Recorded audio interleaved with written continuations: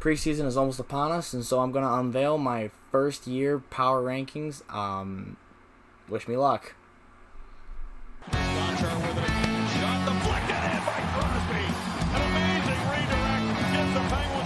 And his pass is broken up by Tatum. Tipped off.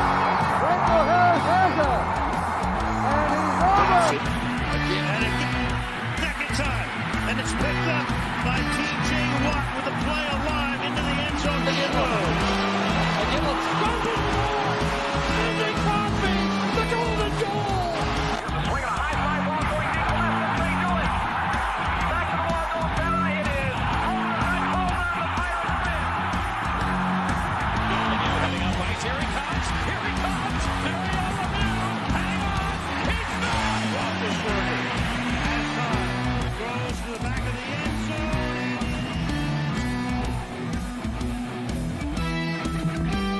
PPS Sports.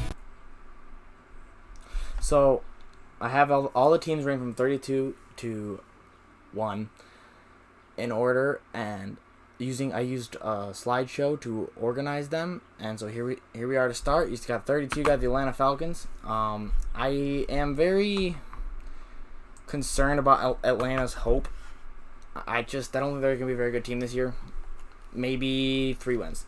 Houston Texans, 31. I give them 3 or 4 wins to neck and neck with the Falcons. They're bad. They're bad. Davis Mills might be good. They're bad. Jaguars at number 30. I think there's probably a hint of bias here because I love Trevor Lawrence. I loved him in college. I think he's a really, really good player, and I think they got a little better. Only time will tell. And then New York Giants. I got nothing good to say about them. They're a bad team. They're bad. I liked their first round picks. That was great. They're bad. Number 28, we have the Chicago Bears.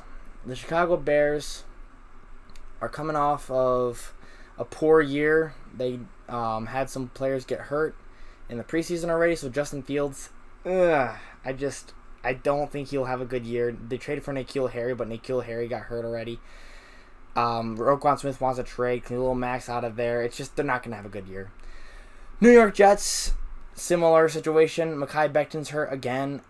Zach Wilson might be decent. I don't know. He does have that dog in him, but only time will tell. Up next, we have Seattle Seahawks at 26. They're also going to be very, very poor. They trade away Russell Wilson. The reason I have them so high is because they still have really good, talented wide receivers. They still have DK Metcalf. They still have Tyler Lockett. They're still very talented players. So it's possible that Geno Smith and/or Drew Lock have good seasons just because they have such good weapons to work with. At number 25, we have the Washington Commanders. Now, Washington is a weird team I love, and it's so difficult, but I think I might finally have to work on changing my mind for Carson Wentz. Carson Wentz has been somebody who I think would do really well. I thought for sure last year he was going to be phenomenal, and he was an average quarterback at best. At worst, he was a bad quarterback. So when your ceiling is average and your floor is bad, that's not a good quarterback. So maybe he'll do well. I think Terry McLaurin's a monster. I think their running backs are going to be solid. And their defense is decent. I think they're improving, but only time will tell. Number 24, we have Carolina Panthers, my second favorite team. They traded for Baker Mayfield, which he is far and away leading the QB battle according to reports over Sam Darnold. Sam Darnold is on the verge of being traded, I had heard, and I don't think anybody's going to want him. He's like $18 million a year or something like that this year, and so it's just nobody else is going to want him for that price. Just above that, I have the Detroit Lions. The Detroit Lions are a team that I thought improved a lot during the during the offseason. I think they worked hard at what they wanted to do. I love Aiden Hutchinson, huge Michigan fan, so go blue. But Detroit Lions improved enough that I think they'll get probably 6-7 wins. But hey, they could surprise me. They're a dark horse team for me. They could do really well. You got MCDC, freaking Dan Campbell, who's I think is going to be one of the best coaches in the league within a few years. I think the fact he led that team last year, who I didn't think was going to win a game, to a few wins. I think they had 3. Maybe it was just 2. To a few wins was impressive. So I think they're going to do well. Now this is where I'm getting the controversy. Like, a lot of controversy. I have Miami at 22. Now this is not to say that they're a bad team. 22 and up is where I got really difficult. Like, 22 through 10 is where it was like, there's some bias here, but it's going to go back and forth. 22 through 10, I almost feel are interchangeable. I plan on changing this throughout the year and changing who goes where as each week, doing this weekly, so time will tell how wrong I am, but we shall find out. Miami is a good team. Miami improved, so it's weird for me to put them so low. I think Miami has too many question marks for me. Tua is a huge question mark. He has no excuses this year. He is what's going to make or break this team. They have Tyreek Hill. They have Jalen Waddle. They have a whole bunch of talent. So it's going to be Tua who makes or breaks them. Similarly to the Commanders, Dolphins at 22. 21, Tennessee Titans. I don't see why the crap they traded A.J. Brown. It made no sense. You traded A.J. Brown for somebody who plays like A.J. Brown. What? Like, really? Blew my mind. And that reason alone is basically why I put him so low. And Ryan Tannehill, I think, is bad. I think he's able to be okay enough because you can run Derrick Henry so much. I know, they didn't have Derrick Henry last year and they did well. Look at the playoff game. When it mattered, he was bad. 21, Tennessee Titans. At number 20, we have the New England Patriots. Now, as you can see at 19, we have Pittsburgh. And you can take it with a grain of salt. I think Pittsburgh's offense is good. Pittsburgh's roster is good, but we'll get back to it. The reason I have New England at 20 is I have no faith in that team. None. No faith in what they can do. I may be inept, but I can't think of a single wide receiver on that team. The one I can remember was N'Keal Harry, and they traded him, which I don't blame them. He's not that good, but I can't name a single one. I understand that they made the playoffs last year and they were really talented, but I don't know. I could easily see them falling out of the playoffs. At number 19, we have Pittsburgh. There's bias here. You could probably put them as low as 22. Honestly,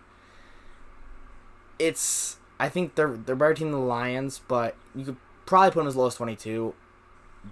I'm going to keep them at 19 because they have a really, really good defense. Like, top 3 defense in the league. Their offense didn't change. It only improved. They lost Juju, but for Pittsburgh wide receivers, it's cheaper by the dozen, basically. The only question mark for the Steelers is the quarterback position. Who is that going to be, and how talented are they going to be? That's the only question. If the quarterback plays bad, I don't see how we're going to win many games, and we could see us falling in the. I can't imagine with Mike Tomlin we'll lose more than 8 games. I don't see how. We might be 8-1, but I don't see how we can lose more than 8 games with Mike Tomlin. At number 18, we have the New Orleans Saints. Now, New Orleans is a team I go back and forth on. They're talented enough. I don't know how their coaching is going to be. After you lost Sean Payton, which is a story we'll get into another day, I don't know what I feel about the Saints. Saints are somebody who are a top 3 defense as well. Maybe top 5 realistically, but they're easily top 10 defense for sure. Likely top 5, maybe top 3. Their defense is very, very good. So their offense is the question mark. What is their offense going to output? Is Jameis Winston going to be 30 pick Jameis? What's that going to look like? Number 17, we have the Cleveland Browns. This is assuming that no Deshaun Watson. With Deshaun Watson, they're going to move up 5-6 ranks. That's the entire story. Myles Garrett's great.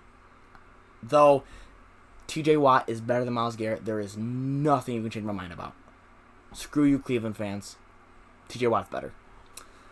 And all that is to say, they're 17. Number 16, we have Arizona Cardinals. This one could be a lot lower. I wouldn't hate seeing them at the 20 mark, 21 mark, just because you lost DeAndre Hopkins, who is huge for your team. You've lost, who was it? Marquise Brown for speeding, ironically. And so it's just like I'm not so much of the opinion that they're going to be horrible, but I don't know what they're going to be. And so I put them there compared to the other ones because that's where we're at. 15, we have Philadelphia Eagles. They traded for A.J. Brown. Absolutely great.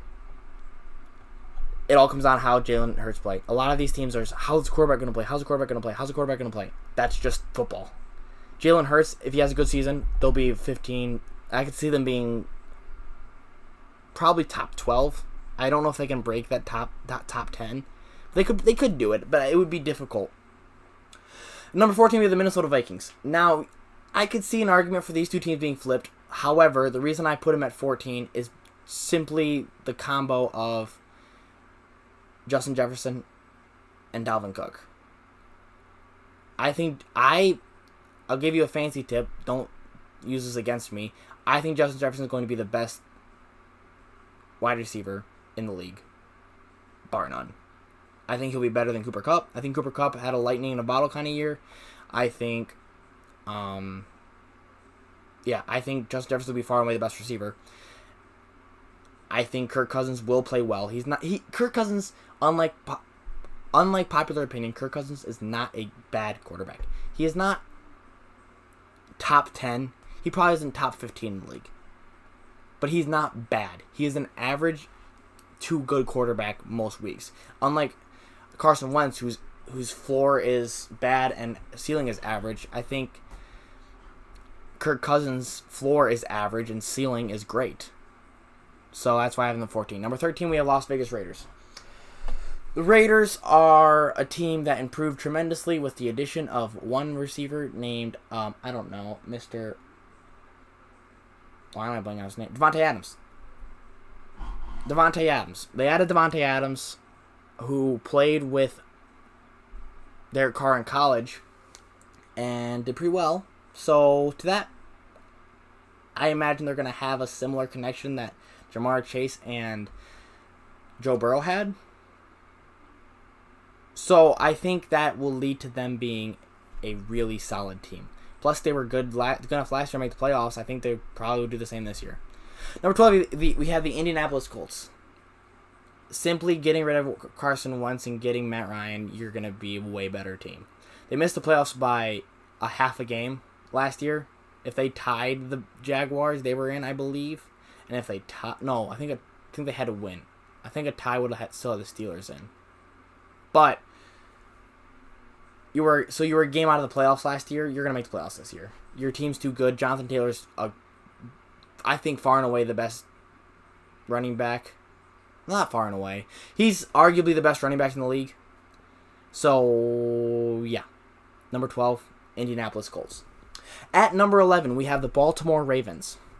Baltimore comes off a season where they had more injuries than I have in my body at all times. They were crazy injured last year. They were 3 games out of the playoffs. Wow, their quarterback was injured. Their wide receivers were injured. They didn't have any cornerbacks available. They were so injured last year. It was nuts. And so I think that will lead to them being much better this year, taking second in the North.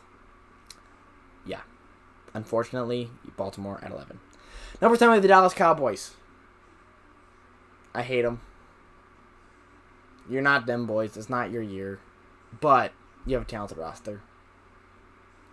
CeeDee Lamb it'll be interesting to see how they do at wide receiver after trading away Amari Cooper.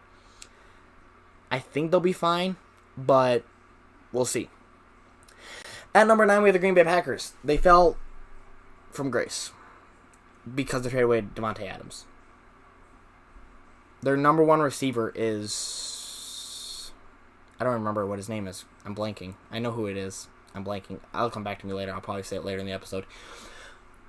They're just a talented team that lost one of their best players.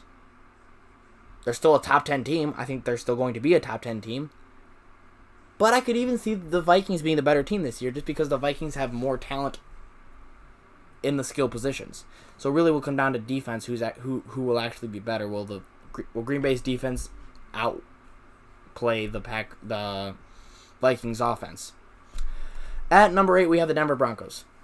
Russell Wilson addition is huge. This team was hyper talented at wide receiver and have 2 very, very good running backs with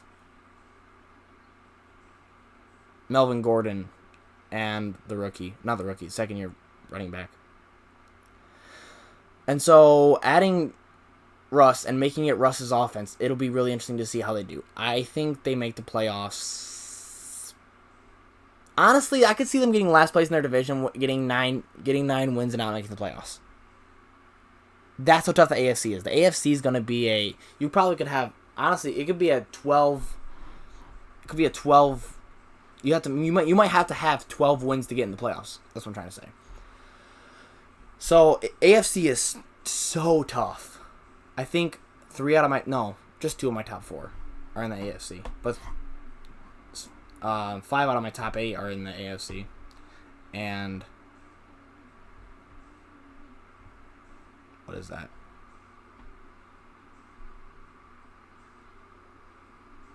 7 of 12, I guess. But yeah, so AFC is going to be a very, very tough conference. I think it's much harder than the NFC this year, but Lord knows I'm probably wrong.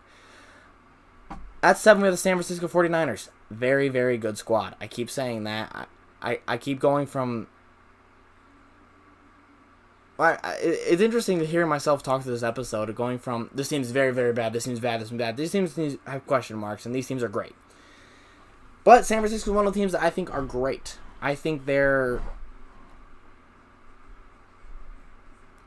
be interesting to see how Debo does with Trey Lance and just how that offense runs. I think that'll be really interesting to see. I think they're going to have one of the more creative offenses, and they already have a very solid defense. So that puts them at 7.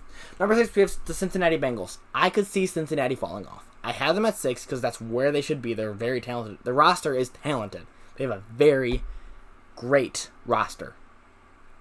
But I can see them falling off just because sophomore slump for Jamar Chase. Joe Burrow theoretically have a sophomore slump. I think they had a lightning in a bottle kind of year last year where they just were phenomenal because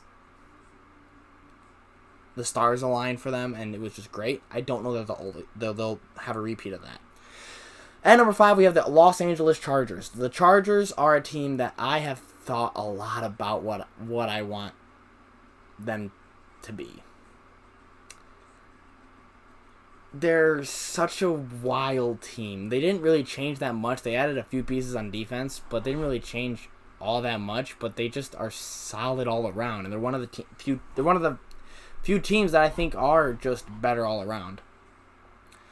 They have Mike Williams, Keenan Allen, 2 very good wide receivers. You have Austin Eckler, who's probably a top 10 wide receiver at the worst. You have, on defense, they got Khalil Mack. They added J.C. Jackson. So they're very, very good team. They added some stars. They got what they needed to get themselves better. Finally, we have the top 4. Coming in at number 4, we have the Kansas City Chiefs. The Chiefs are a team that it's so difficult. I really wanted to put the Chargers ahead of them but Patrick Mahomes is far and away just such a good quarterback that I couldn't put the Chargers ahead of them because I was thinking, like, who's the number one? Juju? Juju's great. He was number one in Pittsburgh for a long time, but he's no Tyreek Hill. So the number one's going to be Travis Kelce. So is Travis Kelce going to be able to carry all those snaps? He's getting older. It's difficult because I don't know. I don't know what they're going to look like. Who can? So I have them at 4 for now, and I could see them falling to just at the top 10. If they don't start off hot, I think they'll probably fall off a bit to begin the year and probably jump back up. We'll see. And number 3, the Tampa Bay Buccaneers. Tom Brady's back, unfortunately. Mike Evans is my number 2 wide receiver on the year. I think he's going to have a phenomenal year. The only piece they really lost that I can really think of is Gronk. And Gronk's great, but it is what it is.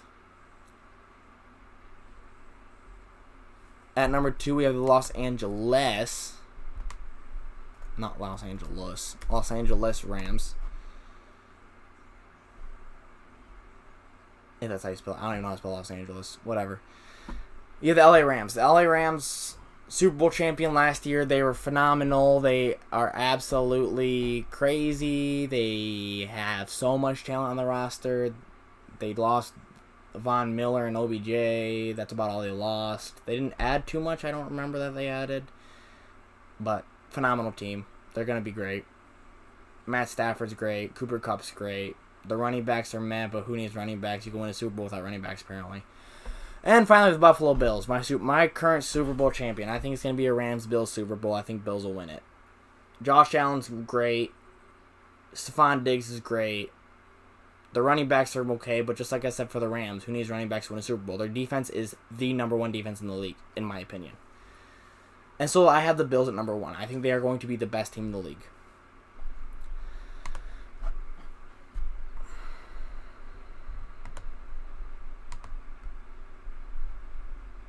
And yes, you can see that I used Google Slides for this, so it's a little rough, but hey, we're getting it. At least I'm putting in effort, right? All right. Well, thank you so much for watching. If you got triggered, good for you. I was watching RBT's video earlier and I got triggered. I was like, well, yep, I am the problem. If you got triggered, deal with it. If you didn't get triggered, congratulations. You can have a free handshake. Shake my hand. Come on, do it now. You know you want to. If you didn't get triggered. If you got triggered and shaking my hand, shame. Shame on you if you got triggered and shaking my hand. Comment why you got triggered, please. And I'll see you next time.